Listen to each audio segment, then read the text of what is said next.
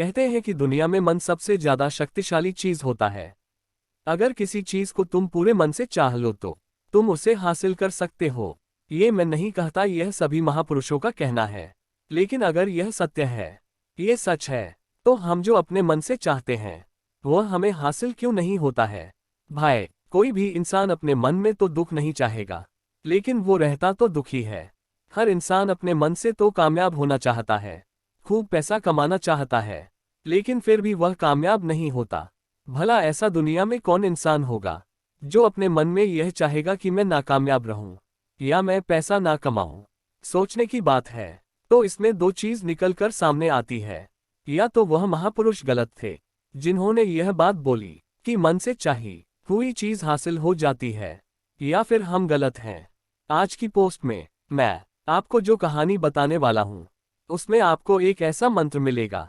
उसे समझने के बाद आपको एक ऐसे मंत्र का पता चलेगा जिससे आप यह समझ पाएंगे कि अपने मन से कोई भी चीज कैसे करवाई जाती है, मन में किसी भी बात का बीज कैसे बोया जाता है। यह इस कहानी से आपको अच्छी तरह से समझ में आ जाएगा, और इससे आप यह भी समझ पाएंगे कि आकर्षण का नियम, लॉ ऑफ अट्रैक्शन, कैसे काम करता है। कहानी छोटी सी है लेकिन बहुत ही गहरी है। इस वीडियो को पूरा लास्ट तक देखना, तो ही आप अच्छे से इस कहानी का पूरा लाभ ले पाएंगे। तो चलिए कहानी शुरू करता हूं और समझते हैं कि मन का मंत्र क्या है, ये कैसे काम करता है। मन का मंत्र, अपने मन को कंट्रोल कैसे करें। एक बार की बात है, एक आदमी के जीवन में सिर्फ दुख ही दुख थे। वह जो भी काम करता, उस बेचारे का वह काम पूरा ही नहीं होता। घर में आता तो घर में कलेश बना रहता, किसी से कोई मदद मांगता तो कोई उसकी मदद नहीं करता। ऐसा लगता था कि चारों तरफ से उसके ऊपर दुख का पहाड़ टूट पड़ा है। उसे समझ नहीं आ रहा था कि मैं इन दुखों से कैसे पार पाऊं। वह दिन रात यही सोचता रहता था कि अपने दुखों से छुटकारा कैसे पाना है। इसी कारण से वह रात में सो भी नहीं पाता था। उसकी आंखों के नीचे बड़े बड़े काले घेरे बन गए थे, जो इस बात का प्रतीक थे कि वह आदमी कितना दुख में है और कितना चिंतित है। कभी कभी तो उसके मन में आत्महत्या करने के भी ख्याल आते थे, लेकिन अपने परिवार की चिंता करके वह यह कदम नहीं उठा पाता था। वह इतना दुखी हो गया कि उसने निर्णय किया कि वह इन दुखों से छुटकारा पाकर ही रहेगा। इसके लिए चाहे उसे कितनी ही मेहनत करनी पड़े, कुछ भी करना पड़े, चाहे अंगारों पर चलना पड़े, लेकिन इन दुखों से छुटकारा हासिल करके ही रहेगा। ऐसे ही एक दिन उसने अपने मित्र से पूछा कि मैं अपने जीवन को कैसे सुधारूं। उसके मित्र ने उसे बताया कि तुम किसी बाबा के पास जाओ। बाबाओं के पास ऐसा मंत्र होता है जिस से सारे दुख मिट जाते हैं, जीवन खुशियों से भर जाता है और धन संपदा भी हासिल होती है। तुम किसी ऐसे बाबा को ढूंढ लो, बस तुम्हारा काम बन जाएगा। उस आदमी के मन में यह बात पूरी तरह से पक्की बैठ गई कि कोई बाबा ही मेरा दुख दूर कर सकता है, और इसीलिए उसे किसी भी बाबा के बारे में पता चलता तो वह उस बाबा के पास पहुंच जाता, उस बाबा को अपनी समस्या बताता और उससे उसका समाधान पूछता और कहता कि बाबा, मैं कुछ भी करने के लिए तैयार हूं, लेकिन मेरी इन समस्याओं से मुझे छुटकारा दिला दीजिए। आप जो कहेंगे मैं वह करूंगा, लेकिन मेरे जीवन को सुधार दीजिए। बाबा उसे कुछ टोने टोटके बताते थे करने के लिए, और बदले में दान दक्षिणा ले लेते थे कि यह टोना टोटका करने के बाद तुम्हारे घर में सुख शांति बनी रहेगी। बस इस टोटके को पूरी विधि के साथ करना। वह आदमी घर लौटकर पूरी विधि के साथ टोने टोटके करने लगा, लेकिन बहुत टोने टोटके करने के बाद भी उसके जीवन में कुछ बदलाव नहीं आया। इसके विपरीत उसका जीवन और ज्यादा दुखी हो गया। जो भी बाबा उसे टोना टोटका देता था, वह बदले में उससे दान दक्षिणा लेता था, जिस कारण से उसका धन भी धीरे धीरे खत्म हो रहा था। इससे उसके जीवन में दुख और ज्यादा बढ़ गया।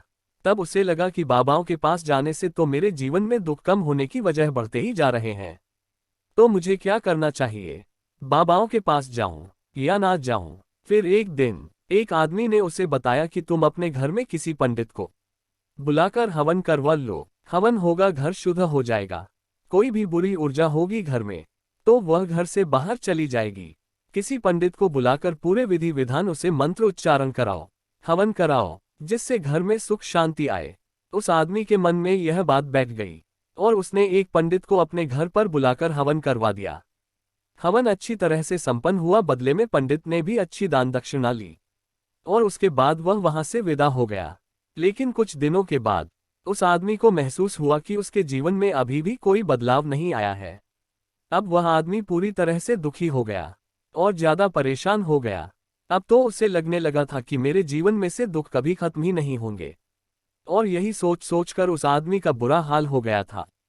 फिर एक दिन उसे अपने मित्र से एक ऐसे बाबा के बारे में पता चला जो समाधान बताने के लिए कोई दान दक्षिणा नहीं लेता था।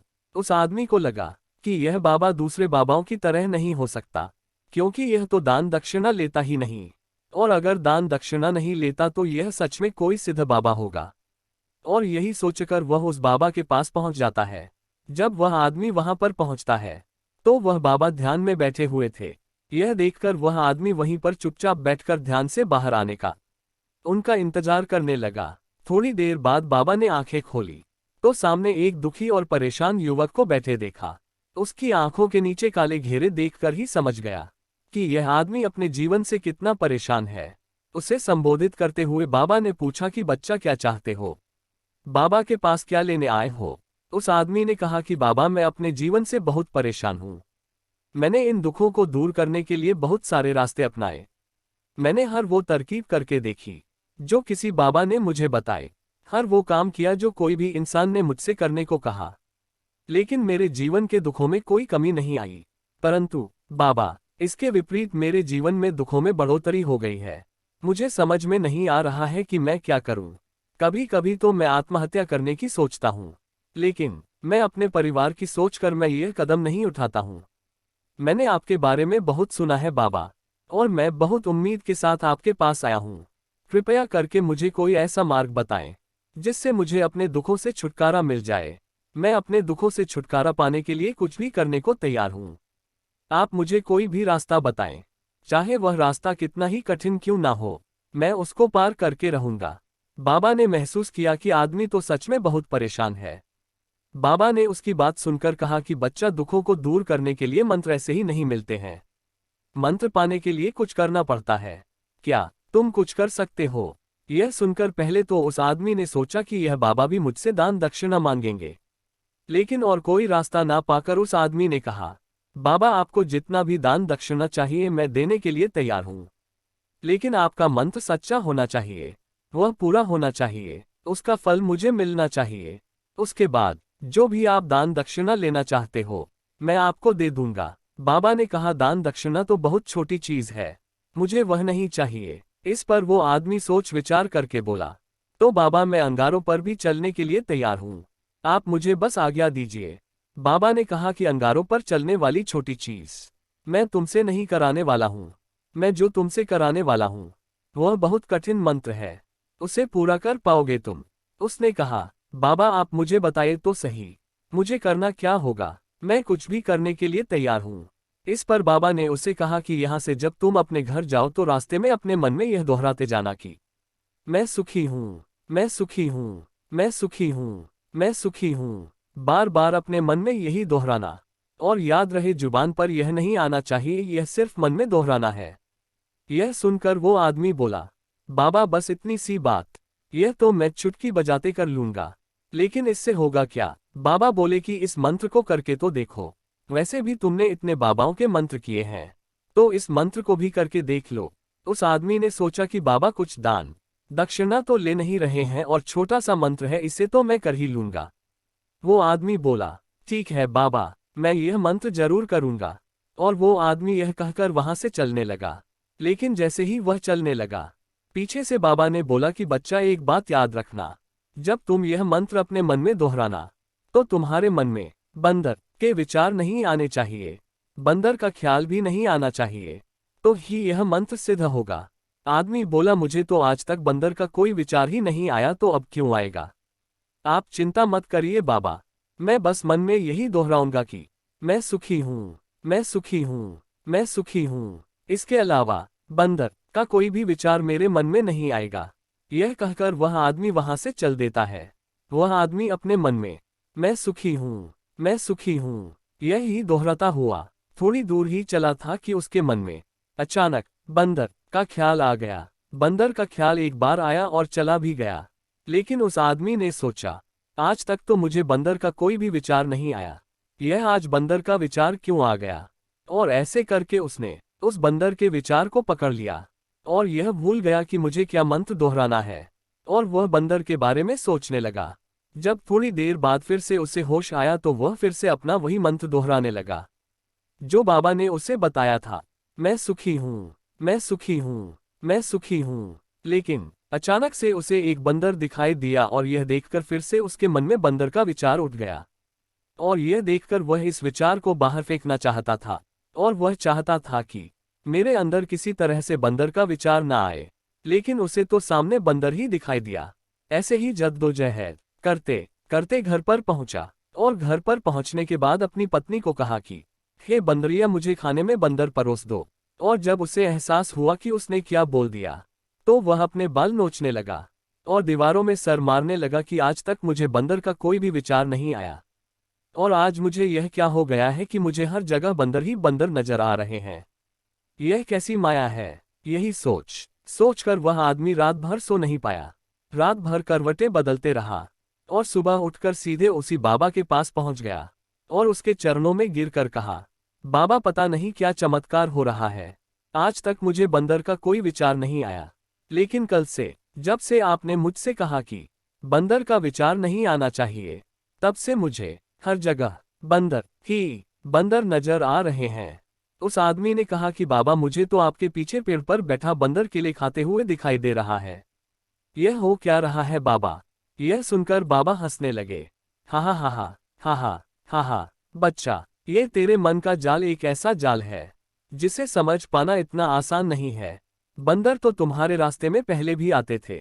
जब तुम मेरे पास आए थे तो इन्हीं पेड़ों पर यह बंदर घूम रहे थे, लेकिन तब तुम्हारे ध्यान में यह बंदर नहीं था, तब तुम्हारे ध्यान में सिर्फ दुख थे। इसके बाद बाबा ने उसे बताया कि बच्चा, हम जिस चीज से भी दूर भागना चाहते हैं, वही चीज हमारे मन में बहुत गहरे में प्रविष्ट हो जाती है और हमारे अंतर्मन में समा जाती है।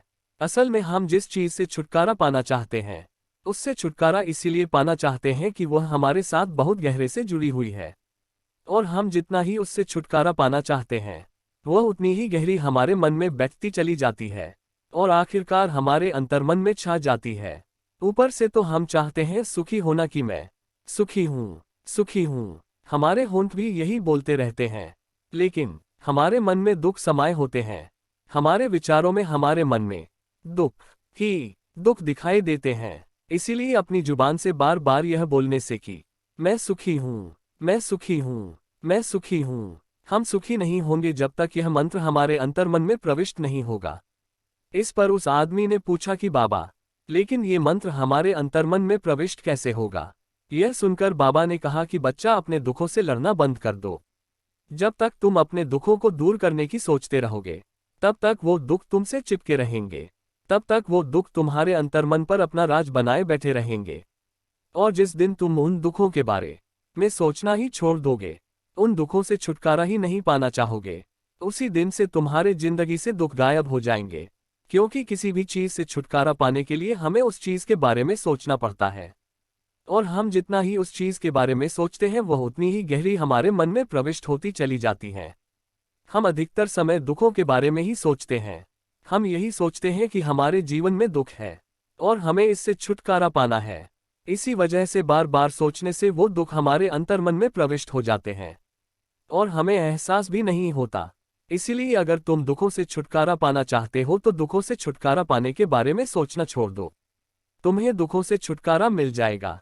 अक्सर आदमी धूम्रपान छोड़ना चाहता है, शराब छोड़ना चाहता है, सुबह अपने आप से यह वादा करता है कि मैं कोई भी गलत काम नहीं करूंगा, लेकिन शाम को जब लौटता है तो नशे में चूर होकर लौटता है।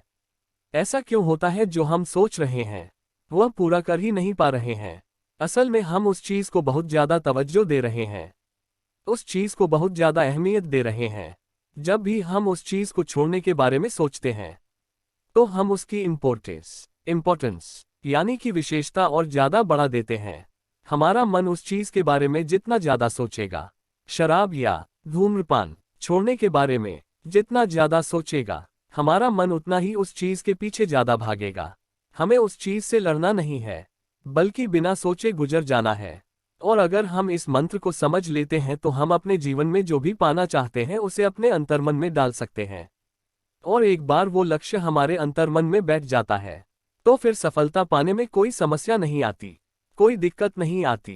तो दोस्तों, कैसी लगी आपको यह कहानी? अच्छी लगी तो अपने दोस्तों से शेयर जरूर करना और हमारे चैनल को सब्सक्राइब जरूर करना। धन्यवाद दोस्तों।